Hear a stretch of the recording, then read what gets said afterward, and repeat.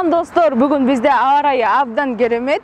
Негизи эле бакубат жашоодо тынчтыкта эгемендин желеги желбиреп турганы кандай гана чоң бакыт. Соңку учурда болуп өткөн карантиндин залакасы тийгени баарыбызга маалым. Албетте, бирок тыйындын эки бети болот демекчи, жакшы жактары дагы жок эмес. Айрым учурда биз кумурскадай тытынып кечке иштеп жүрүп, жакын саналаштарыбызга, досторубузга чалып ала кабалын сурабай калган учурларыбыз көп эле кездешет. Мына ушундай мүмкүнчүлүктөрдү колдонууга аябай чоң мүмкүнчүлүк болду десек жаңылышпайбыз. Анда эмесе бүгүн шаарыбыздын тургундарынан дал ушул суроо жоопко жооп алып бермекчибиз. Анда эмесе биз кеттик.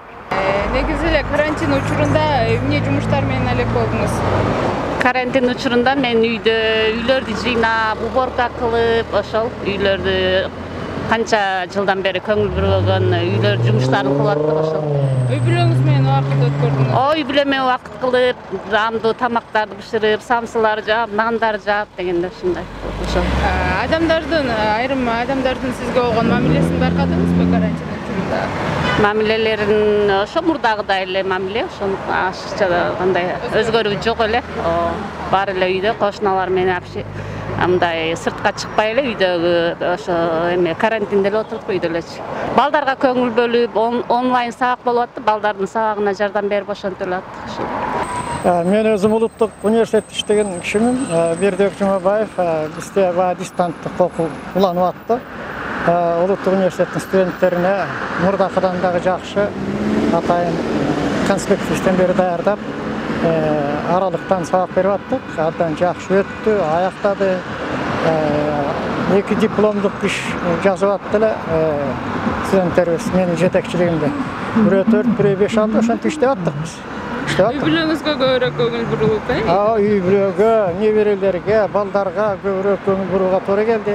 Оорукчандарыбызга көбүрөөк көңүл бурууга туура келди. Негизи туура эле уюштурулган бул өзү карантин деген бир сактап калуунун жолу да. Карантинде биздин жумушубузга байланыштуу алыстан иштедик. Үйдө компьютерди, интернетти орнотуп алып, кылган ишибизди көбүнчө үйдөн кылдык. Жана үйдө балдар болгондон көбүнчө балдарга үй бүлөгө көңүл бурдум көбүнчө. Жакындар менен, туугандар менен баарлашып жаттыңызбы? Баарлашып, WhatsApp менен сүйлөшүп жаттык. Жөнөкөй убакта баягы кечке иштеп жүрүп, адамдардын колу бошобойт эмеспи? Айрым учурда ошол көптөн бери кол тийбей сүйлөшө албай калган адамдарыңыз менен сүйлөшүп, анан адамдардын сизге болгон мамилесинин өзгөргөнүн байкаган жоксузбу? Жок, андай байкаган жокмун. Туугандар менен кадимкидей эле сүйлөшкөндө эле сүйлөшүп, кадимкидей эле мындай өтө оор деле кабыл алган жокпуз карантин. Карантин жеңил өттү. Үйдө отурдук да. Үйдө отурабыз да. Мыйзам жайында үйдө отурабыз.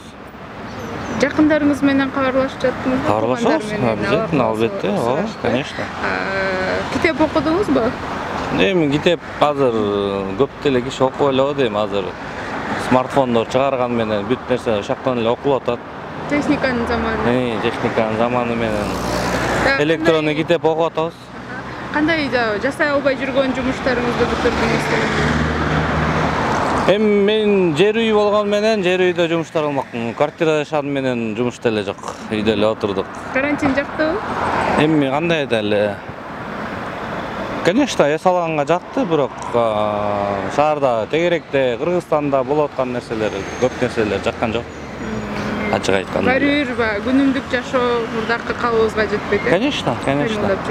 Жок, негизи эле шаарда болуп аткан нерселерге үйдө отуруп көрүп атып, же эчтеке дей албайсың, же эчтеке чыга албайсың, айта албайсың, тоже неправильно да. Карантин убагында үйдө эле болдук, ошол эле болдук. Үйдө эле болдуңуз. Үй бүлөңүзгө убакыт болуп? Үй бүлөбү, балдарыма убакыт бөлүп отурдум, үйдө эле. Мынакей достор, биз өз сурамжылообуздун дагы аягына чыгып калдык. Карантин учурунда шаарыбыздын тургундары кандай жумуштар менен алек болгонун да билип өттүк. Биздин каналга жазылып, лайк басканды унутпаңыз. Өз ой пикирлериңизди дагы калтырсаңыздар болот. Сиздер менен мен Алтынай Сарыбаева болдум. Кийинки сурамжылоолордон көрүшкөнчө саламатта туруңуздар.